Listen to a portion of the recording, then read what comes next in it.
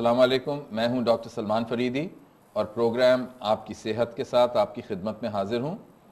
आपको याद रहे कि ये प्रोग्राम बराह रास्त नशर हो रहा है और आपकी स्क्रीन पे वाइब टेलीविज़न का जो टेलीफोन नंबर आ रहा है, इस पे आप कॉल करके मुझसे या मेरे मेहमान से अगर कोई सवाल करना चाहें तो ज़रूर कीजिए और हमारी पूरी कोशिश होगी आपके सवाल के जवाब देने की। नाज़रीन, आज का मौजू जो हमने रखा हुआ है वो दांतों की बीमारी और जबड़े की बीमारी है। और पिछले हफ्ते भी इस मौजू पे कुछ हमने गुफ्तगू की थी जो कि अधूरी रह गई थी, और हमारा ख्याल ये है कि उस गुफ्तगू को आज इंशाअल्लाह मुकम्मल करने की कोशिश करेंगे। और अगर दांतों के मसाइल से या जबड़ों के मसाइल से आपके पास कोई सवालात हैं तो ज़रूर हमें फ़ोन करके हमसे गुफ्तगू कीजिए उन पर। आज जो मेरे मेहमान हैं वो कराची के एक मायनाज डेंटल सर्जन और फेशियो मैक्सिलरी सर्जन हैं, डॉक्टर तौकीरुल इस्लाम साहब। डॉक्टर तौकीर, बहुत बहुत शुक्रिया आपका प्रोग्राम पे आने का। कुछ चीज़ें आपसे हमने पिछले हफ्ते डिस्कस की थी और उनको दोबारा तो नहीं दोहराऊंगा, लेकिन जो कुछ चीज़ें जो रह गई थी पिछली दफ़ा, और जो आम दांतों की बीमारियां हैं और जो कीड़ा पड़ जाता है और जो मुख्तलिफ और मसाइल होते हैं दांतों के अंदर, ये सारी हमने बातें की थी, लेकिन कुछ ख़ास चीज़ें रह गई थी और आपने भी निशानदेही की थी कि अगले प्रोग्राम में इन पर हम रोशनी डालेंगे। मसलन जब हामला ख़वातीन होती हैं, और आपने कहा था कि अगर एक औरत हामला हो तो और उस वक्त अगर उसको कोई दांतों के मसाइल हों तो उसके स्पेशल एक मैनेजमेंट का प्रोटोकॉल होता है या तरीक़ाकार होता है। तो आज की गुफ्तगू की बिस्मिल्लाह यहाँ से करते, लेकिन नाज़रीन अगर दांतों के मसले में कोई भी सवाल करना चाहें, ज़रूरी नहीं है कि हामला ख़वातीन से वाबस्ता हो, कोई भी सवाल हो आपका दांतों की बीमारी से वाबस्ता, तो ज़रूर हमें फ़ोन करके पूछिए। जी डॉक्टर साहब। एक्चुअली जी सर आपसे बात हो रही थी उस बाद में, वो I really want to send this message कि हमारे पास बहुत सारे पेशेंट्स आती हैं, स्पेशली जो प्रेग्नेंट वुमेन्स हो जाती हैं, और उनके जो because since there is a hormonal changes going on in the body, वो जो भी थोड़ा बहुत एक तो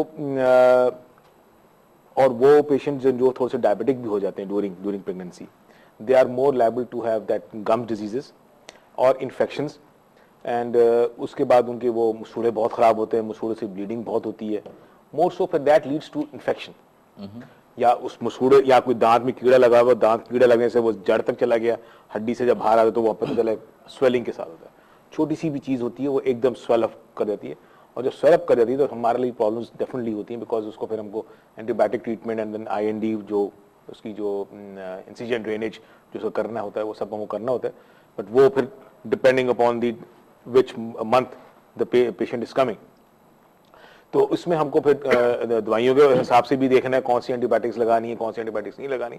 तो मेरा हमेशा ये है कि I always ask my and I wherever I go के talk to the gynecologist also कि those people and especially those women who are thinking to going for a motherhood, अपने दांत जरूर चेक करवा लें, मसूड़े जरूर चेक करें कि इस एक छोटी सी चीज की वजह से having a small cavity in the mouth और पेरिडोंटल प्रॉब्लम, जिंजिवल प्रॉब्लम, उससे वो एकदम बिकॉज ऑफ हार्मोनल डिसबैलेंसेस एंड पता चला कि मुसीबत में खड़े हो गए और स्वेलिंग खड़ी हुई, फिर आप सर्जरी की तरफ जाते हैं और फिर आप एंटीबायोटिक्स लगानी पड़ती हैं, डिफरेंट एंटीबायोटिक्स प्रेगनेंसी के अंदर। जी, जैसे जो ट्राइमेस्टर्स होते हैं कि पहले 3 महीने, दूसरे 3 माह और आखिरी 3 माह जो प्रेगनेंसी के होते हैं, तो फर्स्ट ट्राइमेस्टर यानी पहले 3 माह जिसके अंदर होते हैं नाजरीन के लिए, तो उसमें दवाओं का खास तौर पर ख्याल रखना होता है, इसलिए कि ये वो मतलब पीरियड है जिसमें बच्चे के मिनिमम दिमाग की और चीज़ों की नशोनुमा हो रही होती है पेट के अंदर, तो उसके अंदर दवाओं का मुज़र असर हो सकता है, तो दवाएं बड़े एहतियात के साथ देनी होती हैं। तो अगर किसी खातून को in the first trimester of pregnancy अगर कोई दांतों में इन्फेक्शन हो जाता है या मसूड़ों में इन्फेक्शन हो जाता है और कोई एंटीबायोटिक लेनी हो या दवा लेनी हो, तो फिर कौन सी एंटीबायोटिक ग्रुप है जो कि सेफ है? तो पेनिसिलिन ग्रुप सेफ है, और अगर किसी को पेनिसिलिन से जैसे कुछ लोगों को एलर्जीज होती हैं 10 से 20%, मैक्रोलाइड ग्रुप उसके अंदर सेफ है। और उसके अलावा then only Panadol is paracetamol, हम ड्रग्स इज ओनली चॉइस, मतलब दर्द के लिए सिर्फ पैनाडोल पैरासिटामोल। और फ्लैजिल भी जो है it is a relative contraindication, not a total contraindication, but हम फर्स्ट ट्राइमेस्टर में we try to avoid giving metronidazole, but we can give in IV forms. अच्छा, एक और भी चीज़ होती है कि जो मतलब वो घरेलू जो इलाज होते हैं, तो घरेलू इलाज में ये लौंग का इस्तेमाल बड़ा होता है, तो आप लोग भी इस्तेमाल करते हैं क्लोव ऑयल, तो आप भी इस्तेमाल करते हैं? हाँ, वो असल में तेल होता है, हाँ बिल्कुल, वो मगर वो समटाइम वो ज्यादा हो जाता है तो दैट आल्सो कॉजेस बर्न्स कर देता है in the mucosa sometime, otherwise that's not a problem. I know उससे वो रिलीफ होता तो है pain, because of eugenol effect है वहाँ पे उसका। And then the thing is that के गर्म पानी की कुलियाँ I think is the best antiseptic and thing which अगर जो करते रहें तो वो उससे स्वेलिंग भी सबसाइड होती है एंड प्रॉब्लम्स भी वो भी कम होती है। नीम गर्म पानी, अच्छा गर्म पानी हो which जो बर्दाश्त के काबिल हो, उसमें नमक डालें। अच्छा, और अगर इस असने में मतलब कुछ ज्यादा मतलब सीरियस दांत का प्रॉब्लम हो, मतलब क्योंकि कैविटी की फिलिंग करानी हो या अगर रूट कनाल कराना हो, तो वो आपका क्या मशवरा है कि वो मतलब इंतजार करें कि जब तक के मतलब प्रेगनेंसी सेकंड या थर्ड ट्राइमेस्टर में या बच्चा डिलीवरी के बाद कराएं, क्या करें? We try to avoid extracting teeth या दांतों को निकालना during this first trimester, but root canal treatment and scaling and curettage ये हम फर्स्ट ट्राइमेस्टर में कर लेते हैं, that is a safe thing, but we try to avoid surgery during the first trimester. ठीक है, तो मतलब ये जो दांत सुन करने के लिए जो आप मतलब या उस इलाके को सुन करने के लिए जो आप लोकल एनेस्थीसिया वगैरह लगाते हैं, तो ये क्या प्रेगनेंसी में दे सकते हैं? हाँ, वो दे सकते हैं आप without any, that's not a problem. ठीक है। अच्छा, एक और चीज़ डॉक्टर साहब जिस पे लोगों को बड़ी तशवीश होती है और आपसे थोड़ा मतलब इस पे मैं गौर चाहूँगा, मतलब बाहर के मुल्कों में कहा यह जाता है कि जो ये हेपेटाइटिस बी और सी है, इसका सबसे आम जरिया या कॉमन मैकेनिज्म जो है वो थ्रू द डेंटिस्ट है। तो जब बड़े बड़े ममालिक में ये बात हो सकती है, तो हमारा मुल्क जहाँ पे मतलब एहतियात और स्टेरिलाइजेशन की प्रैक्टिस इतनी इफ़ेक्टिव नहीं है, यहाँ पे हम देखते हैं कि मतलब फुटपाथ पे डेंटिस्ट बैठे हैं और जगहों पे छोटे छोटे लोगों ने मतलब डेंटल वर्क्स की क्लिनिक्स खोली हुई हैं। तो मतलब यहाँ पे ये चीज़ें ऑटोक्लेव या स्टेरिलाइज होती हैं वाकई?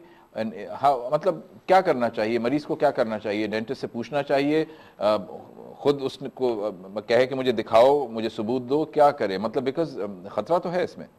बिल्कुल जी, जिस तरह ये हमारे पास ये डॉक्टर्स के पास आते हैं, जीपी डॉक्टर्स के पास से ले गए और जाके उन्होंने सिरिंजेस के साथ मल्टीपल सिरिंजेस एक डॉक्टर यूज करता है, और वो ये transmission is through needles and through anything जो आप किसी के एक के मुंह में डालें या किसी के हाथ में डालें, वही चीज आपने दूसरे के पास डाल दी, ट्रांसमिशन तो है। And then only preventive thing to prevent these diseases is आप उसकी स्टरलाइजेशन वहाँ पे अच्छी हो।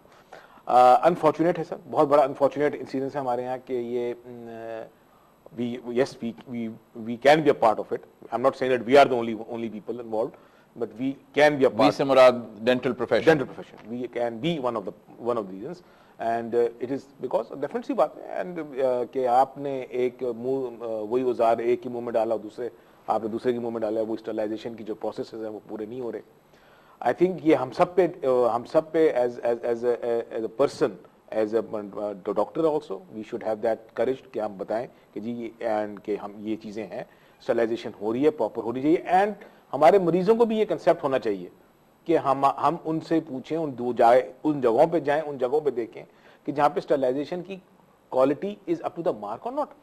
उनसे पूछें तो सही कि ऑटोक्लेव है, बात ये है कि रैप्ड है नहीं है, उसकी एक रैपिंग सील आती है, ऑटोक्लेव जो इंस्ट्रूमेंट्स होते हैं उनके ऊपर कलर चेंज हो जाता है।